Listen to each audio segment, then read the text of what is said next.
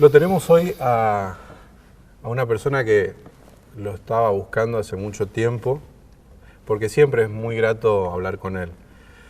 Está con nosotros hoy el doctor Fernando Abelenda. ¿Cómo le va, doctor? ¿Cómo anda? ¿Qué tal? ¿Cómo te va? Muy bien.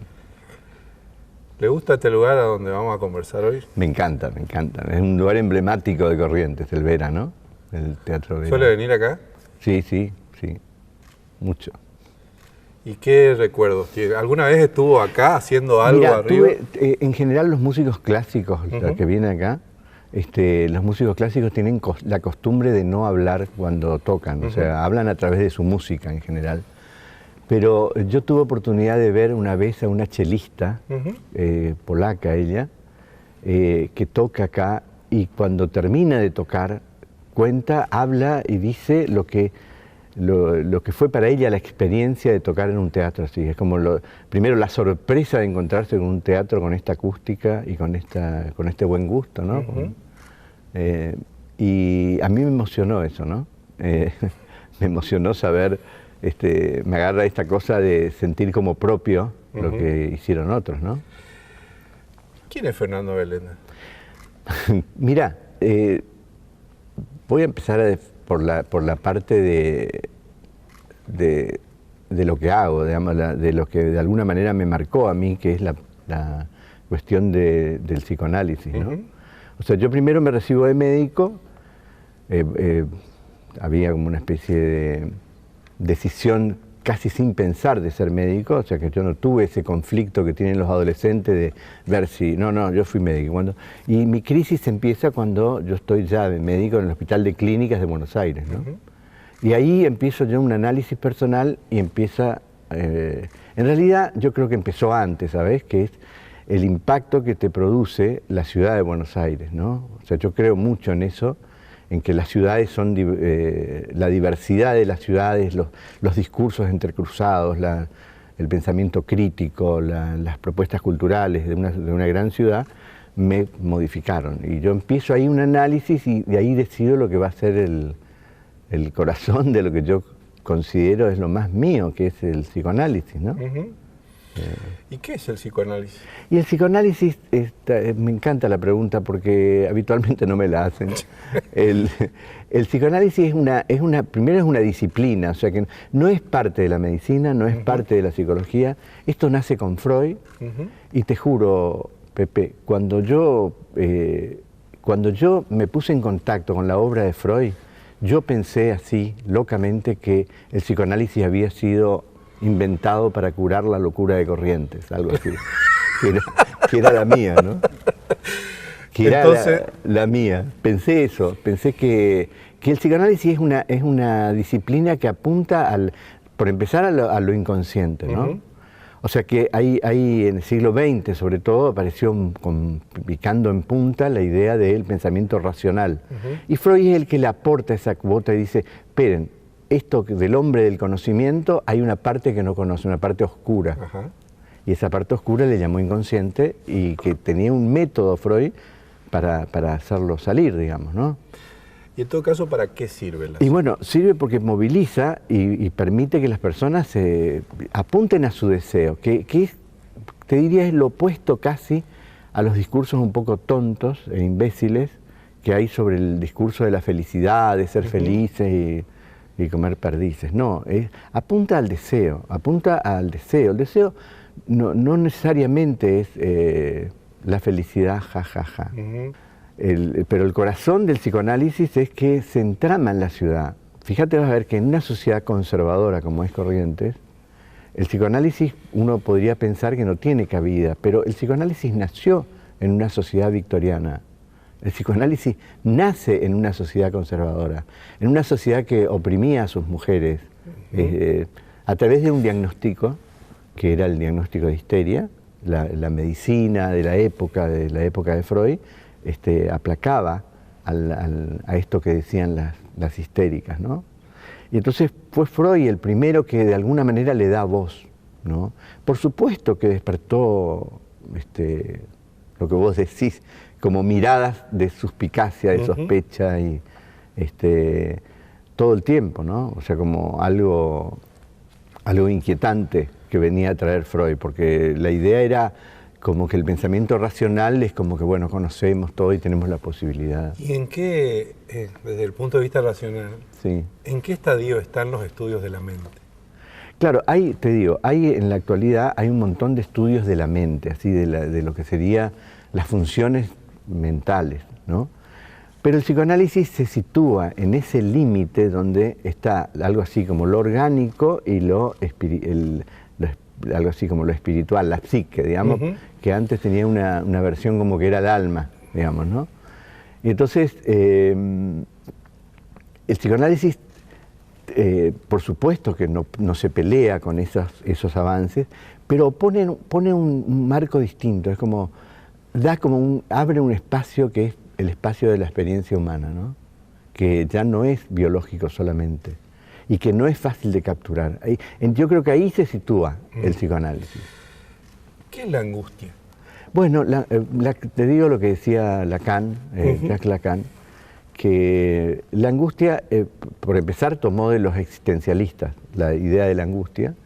La angustia es algo así como el fenómeno casi propiamente humano, ¿viste? O sea, como uno dice, incluso hay una famosa pelea entre Kierkegaard, que fue el famoso existencialista, y Hegel, donde Kierkegaard le dice a Hegel, mirá, en el castillo ese que vos construís, o sea, todo armado, todos los lugares perfectos, no hay lugar para la angustia del hombre.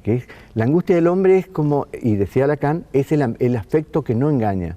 Es algo así como que uno siente esa experiencia que es desagradable, pero que es algo como que algo nos cierra. Uno tiene todo armado, por ejemplo, domingo a la tarde, uno está tranquilo, está en su casa, de golpe escucha unas campanas de la iglesia, escucha los partidos de fútbol que suenan en alguna radio, no sabe por qué y siente una angustia que lo toma en el cuerpo y no sabe de qué se trata. Bueno, ese no saber, por eso decía Lacan, no engaña, porque todos los demás sentimientos son de alguna manera engañosos. ¿La gente anda angustiada hoy, en estos días? Sí, claro que sí. Mucho, ¿no? Lo que pasa es que exactamente las cuestiones políticas o las cuestiones socioeconómicas tienen como un nivel macro, ¿sabes? O sea que uno siempre habla, por ejemplo, de las cifras de pobreza de Corrientes y eso tiene como su correlato, casi su correlato, en el pequeño hogar, digamos, en el individuo, digamos. O sea, lo que se discute como cifras y como contenidos que parecerían, mirá, sube 5 o 6 puntos, uno si hace viene con una cámara de cine y filma la experiencia humana y ahí se encuentra con la situación angustiante. ¿Por qué?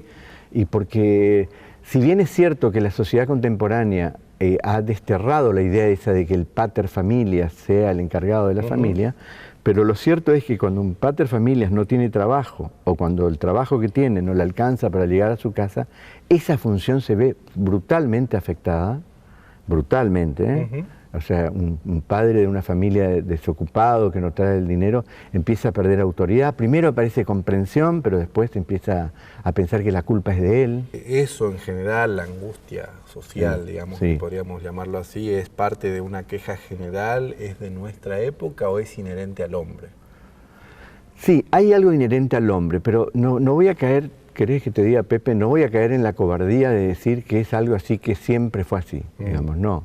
Es una responsabilidad de toda la clase dirigente cuando situaciones coyunturales se dan. O sea que hay una angustia que es existencial, es del hombre, estoy de acuerdo, que se da en el rico, que se da en el pobre, que se da en todo. Pero también podemos decir que hay una angustia que es mayor o menor en función que ande mejor o peor. Claro. O sea, cuando una sociedad se desresponsabiliza y dice, bueno, yo me desresponsabilizo de lo que está sucediendo, yo no tengo nada que ver, yo creo que es un error grave. En un libro que se publicó hace un tiempo y que del cual usted participa, que se llama, voy a leerlo, para Derecho, Democracia y Poder, que fue editado por el Instituto Semper, ahí hay un trabajo suyo, digamos, Sí. una tesis donde dice que el hombre, anterior a la modernidad, basada su ser en la religión, Sí, la tradición heredada sí, o en hábitos, valores y costumbres que son cuestionados o carecen de fundamento en nuestros días. en nuestros días. Ahora, Sí. si yo pongo esto mismo y lo comparo con la sociedad correntina, ¿esto pasó? Es decir, la sociedad de Corrientes ya no basa su ser en la religión, ni en la tradición, ni en los hábitos, ni en los valores y costumbres. Bueno, ni esa- los cuestiona. Claro, claro. Yo creo que sí, yo creo que nadie escapa a lo que pasa, a lo que sucede en los tiempos que corren. Lo que dicen todos y se ponen todos de acuerdo los sociólogos, psicoanalistas, es que lo que ha caído es lo que se llama la figura del nombre del Padre, lo que yo te decía, o sea, ¿qué ordena todo eso? La religión católica, por ejemplo, tiene la idea de Dios Padre, ¿no? Ujú. O sea, y la idea de una verdad que funciona y hace como que las cosas son así.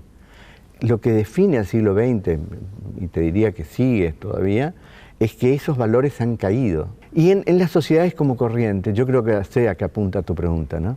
Que es que las sociedades de Corrientes tienen un alto componente de sacralidad, un alto componente de religiosidad, que, o sea que la idea del pensamiento sacro es un pensamiento peligroso, porque es un pensamiento que no admite el pensamiento crítico. Claro. O sea, es el mundo inmutable establece, casi. claro, es inmutable. O sea, uno no discute, cree o no cree, pero no discute. Ahora también en ese libro encontré algunas otras frases que son muy movilizantes y ahí la pregunta, ¿no? ¿El pasado siempre es mejor? No. ¿Siempre fue mejor? Porque en ese libro se lee que existe un goce de los hombres de cada época, un goce de los Sí, hombres sí, de cada sí. época de sentirse, y esto me parece genial, ¿no? Víctimas de su tiempo. Víctima del tiempo, sí, sí. En realidad la idea no es mía, es de Robert Frost, es un poeta americano Ujú.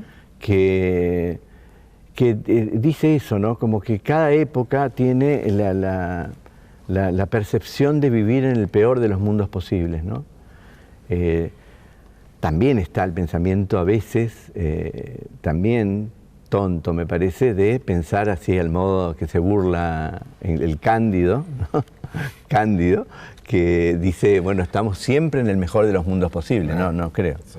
Pero que es verdad que hay una tendencia a sentir que vivimos una especie de agonía, de Que todo nos pasa a posición de nosotros. víctimas. y- Claro.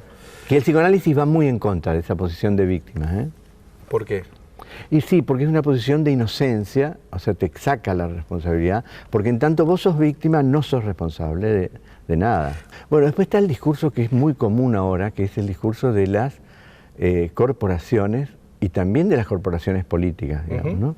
O sea, donde no hay un sujeto responsable, o sea que, no sé, hay hambre y hay hambre y no es culpa de nadie, ¿no? Claro. Hay hambre porque sí, no.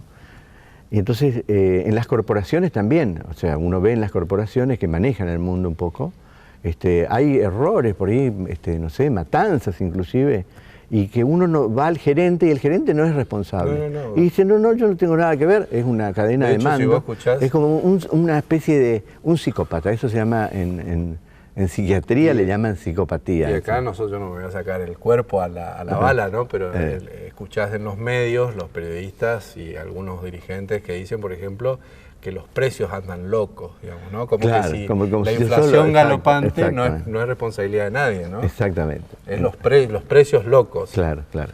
Bueno, pero yo creo que, y encima peor todavía, porque por ahí se hacen análisis sociológicos de la sociedad y se le culpa a la gente, algo así, entre comillas, a la gente como que está dormida para el reclamo, que acepta solamente que se le paguen los sueldos, que no dice nada, que...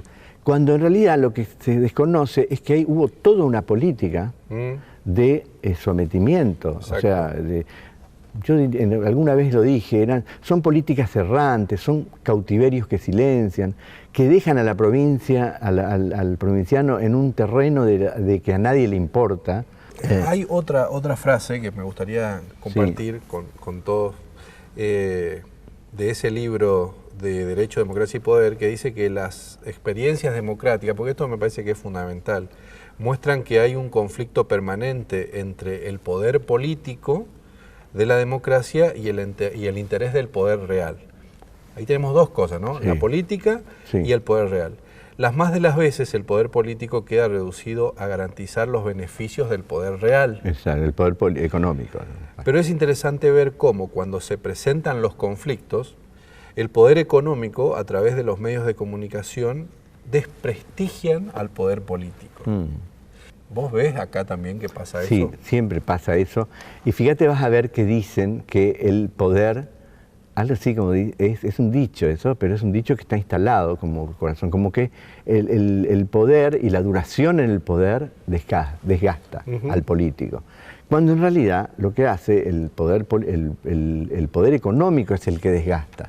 O sea, entre paréntesis, yo creo que la responsabilidad mayor de la decadencia de un determinado, de una situación de la provincia de Corrientes, por ejemplo, o sea que hay una especie de cada vez peor, eso yo no creo que sea responsabilidad de los políticos, creo que es responsabilidad del poder económico, que lo que hace... De los dueños de la provincia. Claro, de los que tienen el poder así, son los que de alguna manera manejan manejan a estos políticos. Y los políticos ahí tienen la gran responsabilidad, ¿entendés? Porque los políticos vienen legitimados por el poder popular. Pero una vez que arriban al poder, ahí empiezan a negociar. Está bien, lo tienen que hacer, ¿eh? Lo tienen que hacer con el poder económico. Pero hay un momento donde sí o sí tienen que deberse a los que lo votaron. ¿Cómo te definís en términos políticos? Mira, yo, nacional y popular, una cosa así. Sí. Porque es verdad, yo en su momento apoyé muchísimo a Alfonsín. Vi cómo yo estuve en Plaza de Mayo cuando Alfonsín fue quebrado por el poder económico, ¿me entendés? El poder económico lo aplasta, le deja una deuda el gobierno militar, algo que muy pocas veces se dice, que el gobierno militar dejó una deuda monstruosa que prácticamente hizo imposible el gobierno de Alfonsín. Y en el 85, Alfonsín habla de la economía de guerra, bueno. Pero lo cierto es que yo fui alfonsinista cuando Alfonsín, acá en este teatro, Dios mío, ahora me acuerdo, en este teatro vino Alfonsín una vez, en interna con Balbín, y me compró totalmente. Porque usó una metáfora, él dijo que éramos como gallinas que gritábamos ser libres, pero estábamos en gallineros. Eso dijo acá, en este teatro, Alfonsín. Y yo sentí eso que me tocó como correntino, ¿no? Y bueno, pero después, cuando apareció Néstor Kirchner, yo no lo voté, pero cuando Néstor Kirchner empezó a dar señales de no tomar deuda, por ejemplo, de tener una obsesión con no tomar deuda, y entonces yo empecé a apoyar totalmente el gobierno de Néstor y después de Cristina, ¿no? ¿Y sos de trenzarte en discusiones en función de la grieta? Sí, tremendo. Pero yo tengo mi interpretación de eso, de la grieta, ¿no? Yo creo que es lo que digo ahí. Cuando vos haces una política, que es una política cobarde, es una política que apunta al poder económico, no vas a tener grieta. Vas a tener silencio y vas a tener... son políticas de cautiverio esas. Cuando vos haces una política que piensa en la gente, vos tenés que tocar intereses. Y si tocas intereses, vas a tener guerra. Porque encima el poder económico tiene una posibilidad que es hacer lo que Jauretche llamaba, convencerme a mí, por ejemplo, que soy un profesional, que yo tengo los mismos intereses que tienen determinados sectores que no son mis intereses. Y de hecho Jauretche decía que de lo que te acusa el poder real es, o del tamaño de la acusación del poder real es del tamaño del interés que estás tocando, ¿no? Exactamente. Vos tocas, cuando el político toca intereses, empiezan a aparecer...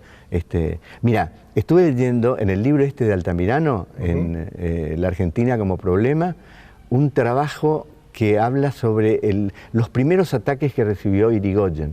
Irigoyen, creo que el gobierno actual nuestro es radical. Irigoyen, cuando asume, se va en un carro y la gente tanto lo amaba, porque era el caudillo, era el personalismo, toma el carro y lo llevan ellos a Irigoyen. O sea que hacen como una cosa, un acto de amor colectivo sería, ¿no? Bueno, al otro día en los diarios se leyó eso como barbarie. ¿Cómo estás viendo el país? Muy mal, muy mal. Pero siempre yo tengo, hago, en esto también soy de Jaureche, ¿eh? Yo creo que lo último que tenemos que perder es la alegría. ¿Y la provincia cómo ves? Y bueno, la provincia, a mí me duele la provincia, esa cifra que apareció me duele. Yo creo que Corrientes sufrió a lo largo de su historia, y también es responsabilidad de la clase dirigente, y ya te digo, no solo política, ha sufrido como una especie de declive, que para mí empieza cuando se gana la guerra del Paraguay, ¿no? Y a partir de ese momento, Corrientes siempre, fíjate, cuando el país fue peronista, Corrientes fue antiperonista. Pero cuando viene la Libertadora, la Libertadora, tampoco es que benefician a Corrientes, ¿entendés? O sea que es como que somos socios en la pérdida y nunca en la ganancia. Nunca en la ganancia. Fíjate vos que, bueno, pasó con Malvinas también, ¿no? Lo de Malvinas es que Corrientes puso un montón de chicos, un montón de... Sí, es de la provincia que más aportó, claro, sangre inocente casi, ¿no? Sí, totalmente. Bueno, ahí a propósito hay algo de la función del intelectual para mí, tomando esto de Malvinas, ¿no? Hay una documental que la hace Carlos Pino y Aguirre, creo y Juan Aguirre, muy bueno, Dos mochilas se llama, que son los excombatientes que se van a Malvinas. Uno de ellos, su hijo le pregunta y le dice, papá, contame, ¿qué pasó? Porque parece que nunca habló. Y el hombre le dice, un excombatiente le dice, no me sale mi hijo, no me sale. Y yo en eso, cuando escuché eso, me emocioné porque me capta exactamente eso, algo así como, la verdad de la guerra está en ese silencio, no en las cosas que se dicen. Y entonces yo pensé que la tarea de un intelectual, de cualquiera, de alguien que opine en los medios, es contar sobre eso que no le sale a este. Y así como no le sale a un excombatiente de Malvinas, no le sale a un oprimido, un peón que está oprimido, a una persona que en el siglo XXI no tiene agua corrientes, no tiene escuela para sus hijos, no tiene electricidad, ¿entendés? Entonces, darle voz a eso me parece casi una definición de lo que es ser un intelectual. Tenemos un libro acá y a mí me gustaría que nos leas. Hay dos fragmentos que están marcados en ese libro, que es un libro de don Mario Marturé, que es que cuenta un poco su recorrido de vida y político, que tiene el prólogo de Fernando Abelenda, que es como dice Abelenda, soy un eterno prologuista. Yo soy prologuista sin libro, digamos, como una especie de fortaleza vacía, ¿viste? Una especie de fortaleza y no hay ejército atrás. Ahí están marcadas dos cosas y me parece que son cruciales porque a mí por lo menos me impacta de lleno, ¿no? ¿Podrías leernos?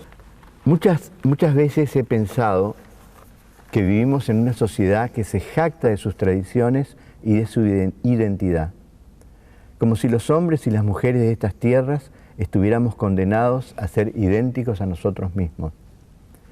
Una identidad conservadora en muchos aspectos es agobiante, pero al mismo tiempo, y esto es lo grave, es apacible y complaciente.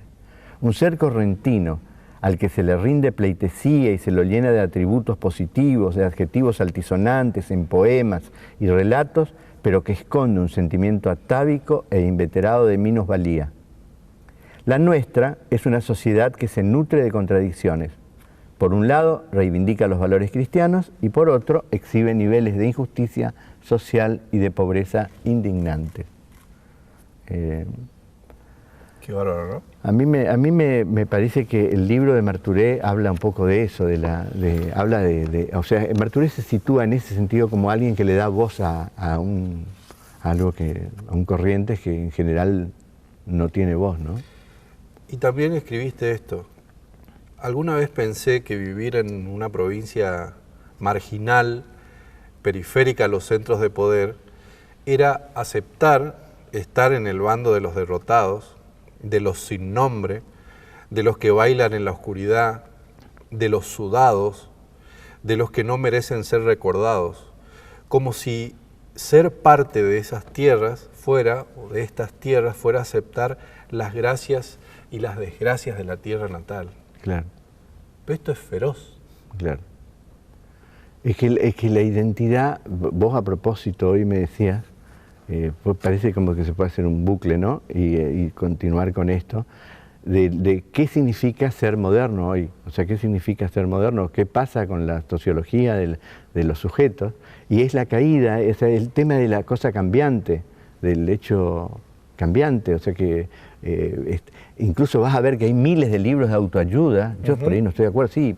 No es que no esté de acuerdo, no los leo, pero hay miles de libros de autoayuda que dicen, vos sos de esta manera y podés cambiar, y vos podés cambiar y podés, las transformaciones, digamos. Y sin embargo, se establece como una idea de un ser correntino estático, y que además tiene ese condimento de derrota, ¿no? De estar en una provincia marginal, donde nada de lo que sucede parecería que tenga importancia, todo parecería suceder en capital, ¿no? ¿Podemos cambiar? Yo creo que se puede, sí, no, yo creo que se puede, pero el primer paso para mí, para el cambio, fíjate vos, digo una cosa rápida, con respecto al pensamiento sacro y la religiosidad de nuestra tierra. Por ejemplo, yo creo que hay una responsabilidad de los dirigentes de la religión, porque acá en Corrientes hay una historia de eso, que han sido, fíjate, en la década del 60, Monseñor Devoto en Goya, fue uno de los tipos que no fue el que armó, pero fue el que apoyó a las ligas agrarias, que fue la primera vez que los peones rurales tenían como voz, digamos. Sí, y llama mucho la atención que hoy, ¿no? con 49% de pobres, la iglesia como que se mantenga en silencio. Bueno, ¿no? la iglesia tiene una responsabilidad, porque este pueblo es profundamente católico, ¿me entendés? Entonces, si es profundamente católico, la iglesia católica tiene que estar a la altura de eso, me parece a mí. Yo no soy nadie para decirle qué tienen que hacer, pero ellos sí saben que tienen que hacer. Pero lo mismo pasa con la clase política, y yo creo que los políticos tienen que hacer eso, tienen que salir de esa, porque tienen como una idea, creo que ñengá le dicen acá, ñengá es como un ñengá, que es como una especie de prenderse de la rama que les da de comer, digamos. Y entonces nunca modifican, nunca aparecen con una posición de ruptura, que el pueblo amaría, digamos, los amaría. Y lo mismo pasa con la clase económica, ¿entendés? O sea, la clase económica, yo valoro a los empresarios que ponen cosas acá, que dicen que aman este lugar y que pongan cosas acá. Correcto. Me quedó medio cuestionario. A ver. Así que la próxima la seguimos. Bueno, me encantó estar, Pepe. Muchas gracias. Muchas gracias.